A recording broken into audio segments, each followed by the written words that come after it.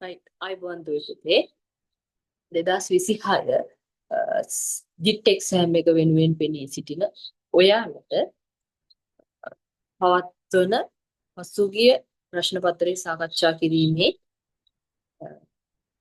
වැඩසටහන.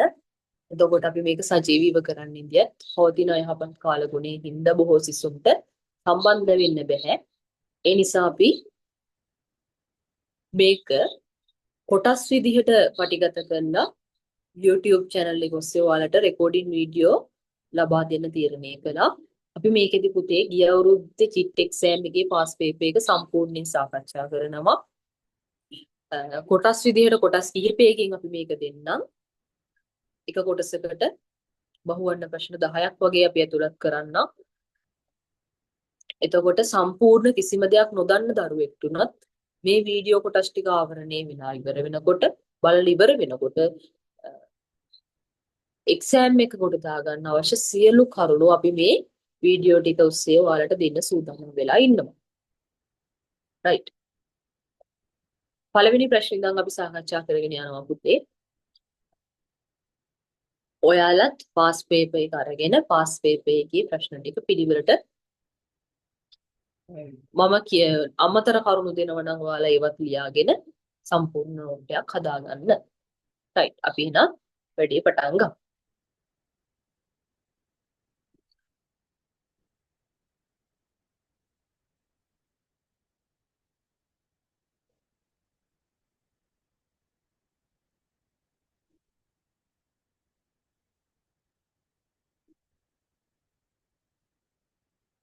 රයිට්.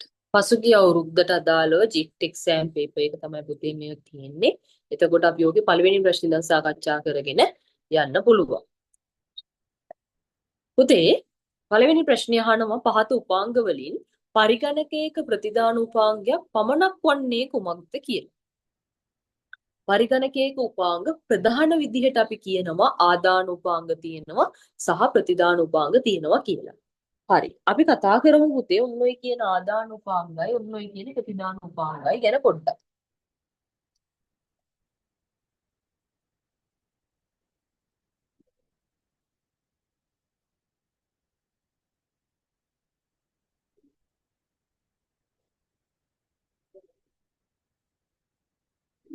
අපි ආදාන උපාංග වලට කියනවා පුතේ input device කියලා.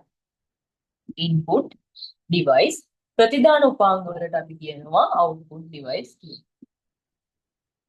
පරිගණකයට පුතේ දත්ත ඇතුළත් කරන්න පාවිච්චි කරන උපාංග තමයි ආදාන උපාංග කියලා කියන්නේ. මෙන්න මේ කියන ආදාන උපාංග වලට පුතේ කීබෝඩ් එක, මවුස් එක,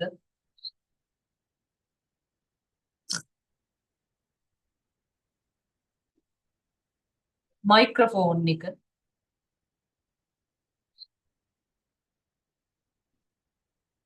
වෙබ් කැමරාව,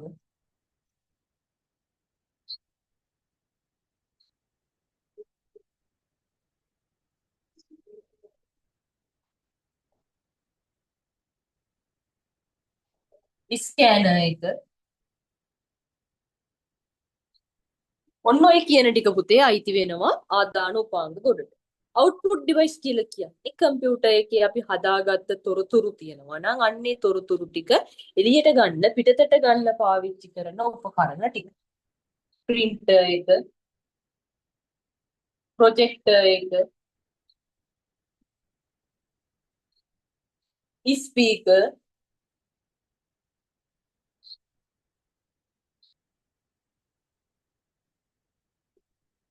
ඔන්න ඔය කියන ටික පුතේ අපි පාවිච්චි කරනවා ප්‍රතිදාන උපාංග විදිහට. right. එතකොට පුතේ ආපහු මොනිටර් එක ප්‍රධානම ප්‍රතිදාන උපාංගය තමයි මොනිටර් එක. මොනිටර් එක නැත්තම් කම්පියුටරේ අපිට අවුට්පුට් එකක් බලන්න විදිහක් ඇත්තෙම නැහැනේ. ඔන්න ඕව පුතේ ආදාන ප්‍රතිදාන විදිහට කොටස් දෙකකට අපි බෙදලා වෙන් කරමු. ප්‍රශ්නෙට එමු පුතේ පහත උපාංග වලින් පරිගණකයක ප්‍රතිදාන උපාංගයක් පමණක් වන්නේ කුමක්ද කියලා අහනවා. යතුරු පුවරුව කියන්නේ පුතේ මොකක්ද? ආදාන උපාංගයක්. මුද්‍රණ යන්ත්‍රය printer එක ප්‍රතිදාන උපාංගයක්. මූසිකය ආදාන උපාංගයක්. ටච් පෑඩ් එක ආදාන උපාංගයක්. එහෙනම් පුතේ ප්‍රතිදාන උපාංගයක් වන්නේ අපිට ගන්න වෙන්නේ උත්තරේ 2 මුද්‍රණ යන්ත්‍රය.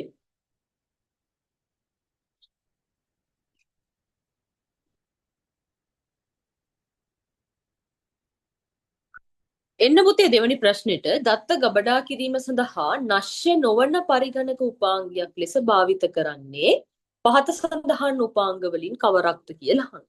පුතේ පරිගණකයක් ඇතුලේ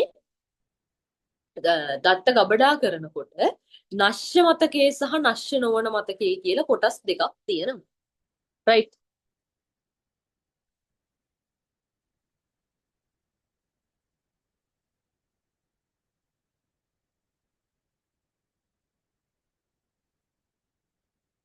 නශ්‍ය මතකය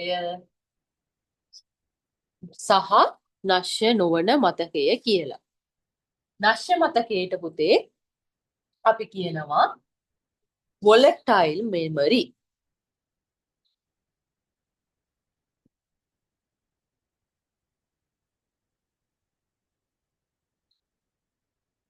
නශ්‍ය නොවන මතකයට කියනවා පුතේ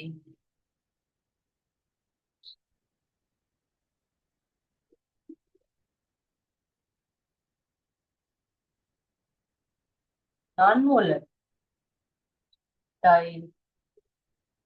memory එක. හරිද? පුතේ නශ්‍යයි කියලා කියන්නේ විනාශ වෙන මතකය. ඒ කියන්නේ පරිගණකයේ විදුලිය විසන්ධි වීමක් සිද්ධ වුණාට පස්සේ පරිගණකයේ තියෙන සියලු දත්ත ටික විනාශ වෙනවා නම් අන්න ඒවට අපි කියනවා පුතේ නශ්‍ය මතකයක්.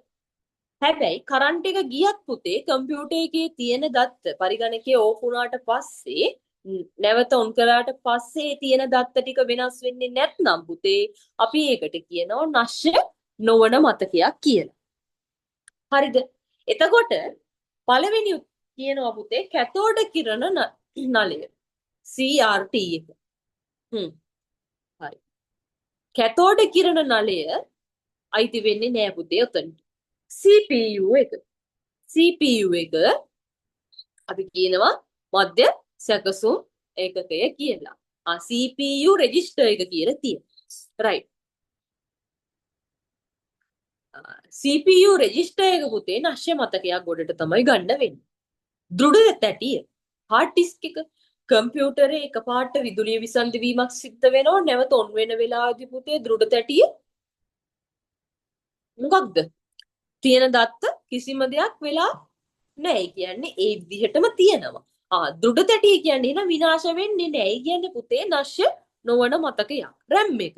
RAM එකේ පුතේ කම්පියුටරේ ඕෆ් වෙලා නැවත ඔන් කළාට පස්සේ අපි කර කර ඉඳපු මොනවා හරි වැඩසටහනක් තියෙනවා නම් ඒව ඔක්කොම නැවත අලුතින් පටන් ගන්න වෙනවා ආරම්භ කරන්න වෙනවා. ඒ කියන්නේ RAM එක කියන්නේ පුතේ විනාශ වෙන මතකයක්. ඒ කියන්නේ නශ්‍ය මතකයක්. right. නශ්‍ය නොවන එකට අපිට පාවිච්චිට ගන්න වෙන්නේ දෘඩ තැටි. උත්තරේ 3.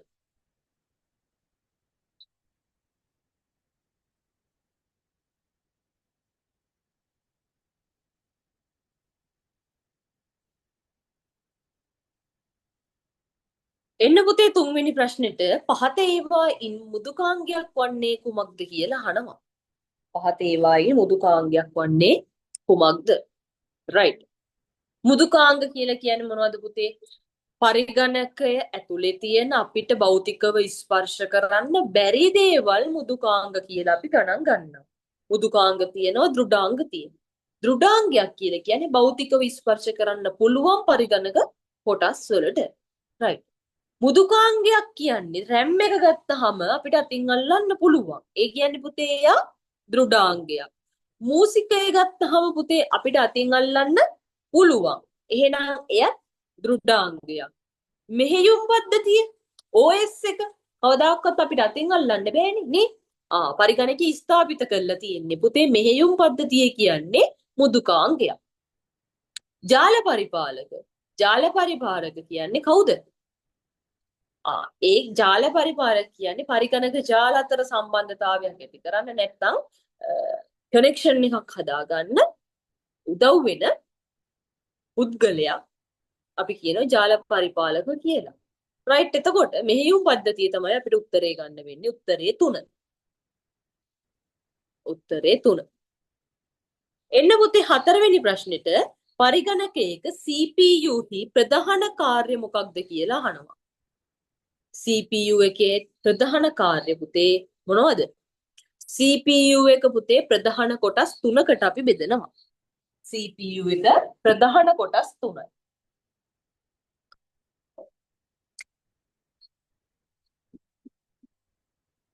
right. පළවෙනි එක්කෙනා ඇවිල්ලා පුතේ CU. අපි කියනවා control unit. control unit එක. පාලන ඒකකය.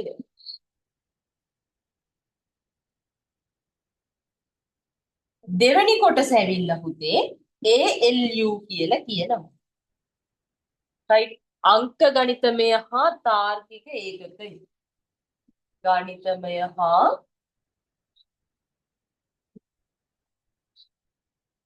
තාර්කික ඒකකය. තුන්වෙනි කොටස ඇවිල්ලා පුතේ රෙජිස්ටර් මතක රෙජිස්ටරේ. right. ඔන්න CPU එකේ ප්‍රධාන කොටස් 3 පුතේ. එතකොට ප්‍රධාන කාර්ය මොකක්ද කියලා අපේ ප්‍රශ්නෙට අහනවා.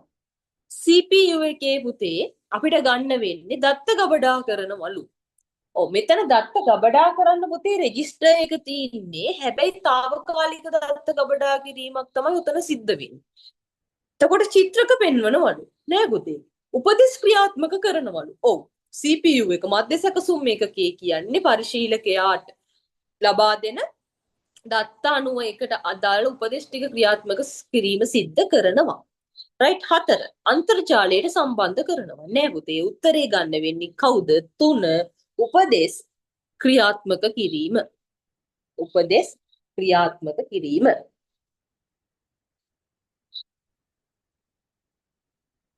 එන්න පුතේ පස්වෙනි ප්‍රශ්නෙට HTML යන යෙදුමෙන් අදහස් කරන්නේ කුමක්ද කියලා අහන්න.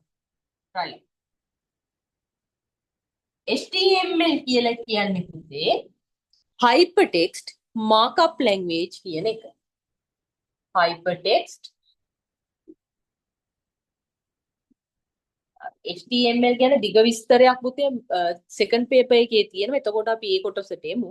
දැනට මේක විතරක් කතා කරගෙන යමු. hypertext markup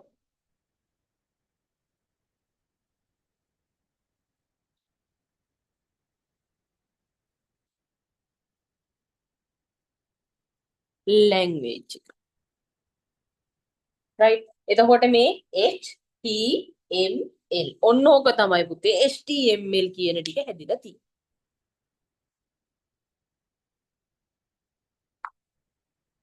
එහෙනම් පුතේ උත්තරේ ගන්න වෙන්නේ මොකක්ද? උත්තරේ අංක 1.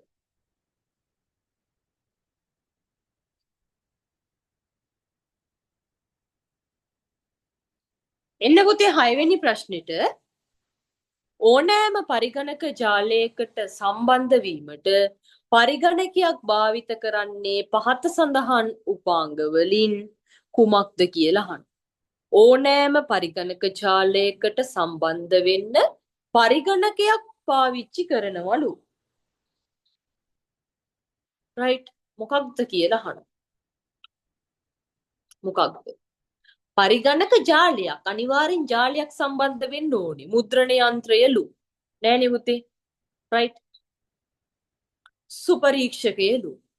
නෑ. පරිගණක ජාලයකටනේ පරිගණක ජාලයකට සම්බන්ධ වෙන්න නම් යතුරු පුවරුවලු. ඒකත් නෑ. පරිගණක ජාලයක් එක්ක සම්බන්ධ වෙන්නේ නෑ. පරිගණක ජාලයක් කියලා කියන්නේ ඊළඟට පරිගණක කිහිපයක් එකට එකතු වෙලා සෑදෙනවා පරිගණක ජාලයක්. හරි. පරිගණක කිහිපයක් එකට එකතු වෙලා පරිගණක ජාලයක් හැදෙනවා. එතකොට පරිගණක කිහිපයක් එකට එකතු කරන්න අපි printer එකවත් ස්කෑනර් එකවත් මවුස් එකවත් පාවිච්චි කරන්නේ නැහැ පුතේ. කාවද පාවිච්චි කරන්නේ? ජාල අතුරු මුහුණත් පත. අපි කියනවා network interface card එක නැත්නම් NIC එක. උත්තරේ පුතේ 3. උත්තරේ 3. එන්න පුතේ 7 වෙනි ප්‍රශ්නෙට පහතේ වායින් ක්‍රමලේඛන භාෂාවක් වන්නේ කුමක්ද කියලා අහන්න. ක්‍රම ලේඛන භාෂාවක්. right. මෙහෙම මම තියාගත්ත මෙන්න මේ බෝඩ් එකේ තියෙන උත්තරේ. හරිද? මෙන්න මේ බෝඩ් එකේ තියෙන ප්‍රශ්නේ. hypertext markup language. right. පුතේ HTML කියන්නේ markup language එකක්. හරි. ක්‍රම ලේඛන භාෂාවක් කියන්නේ පුතේ programming language එකට. උත්තර හතරක් දීලා තියෙනවා. Excel, HTML, Pascal, XML කියලා. right. එමු පුතේ Excel කියලා කියන්නේ ඔයාලා දන්නවා. මොකක්ද Excel කියලා කියන්නේ? Excel කියලා කියන්නේ අපි පාවිච්චි කරන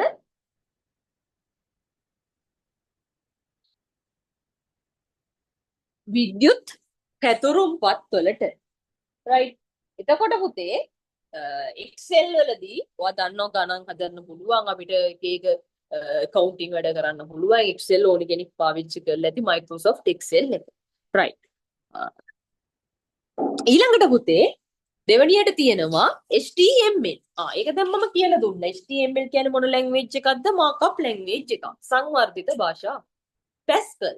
Pascal කියන්නේ පුතේ programming language එකක්. අන්න ක්‍රම ලේඛන භාෂාවක්. right. XML කියලා කියන්නේ පුතේ මාකප් ලැන්ග්වේජ් එකක්.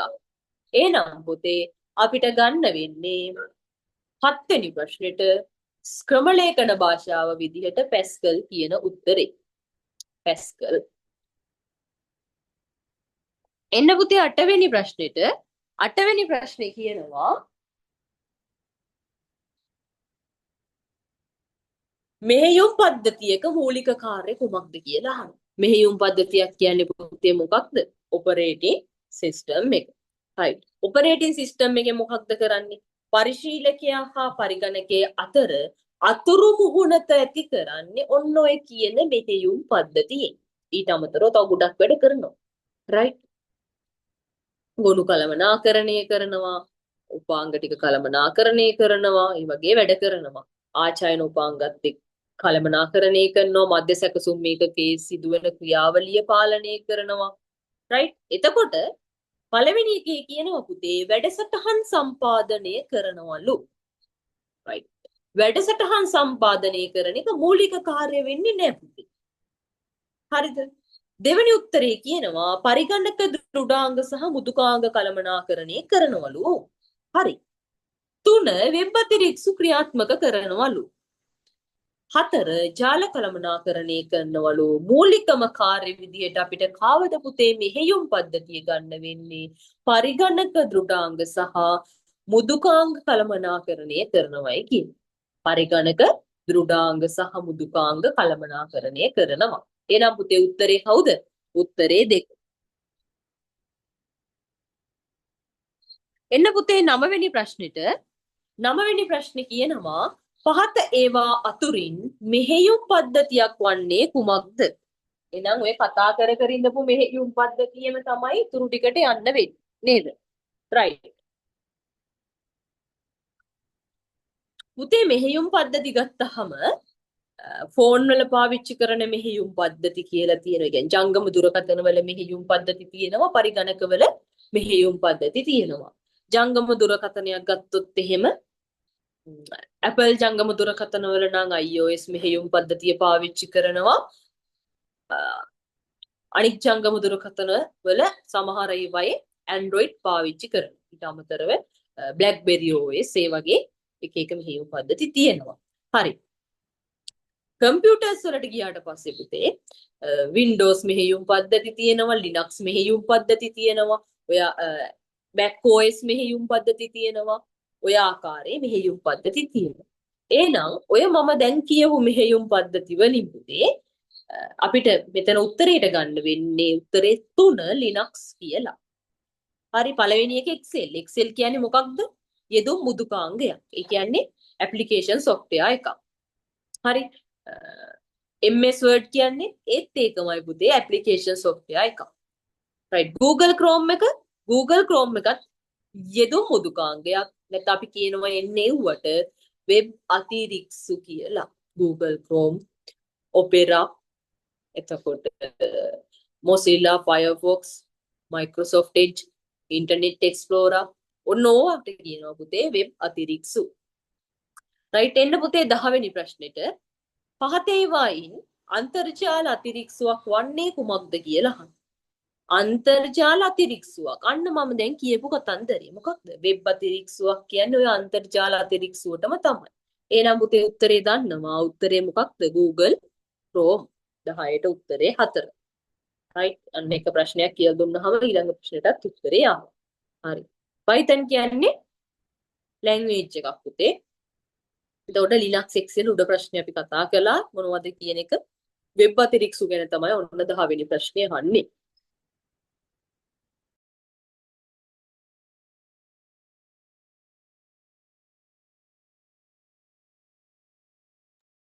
හරි. එහෙනම් පුතේ 11 වෙනි ප්‍රශ්නේ නම් දෙවෙනි පාර්ට් එකෙන් ඔයාලට අරගෙන එන්නම්. මේ ප්‍රශ්න 10ට අදාළ මොනවා හරි අත්‍යවශ්‍ය කරුණු තියෙනවා නම් නෝට් එක උත් හදා ගන්න ওই විදිහට.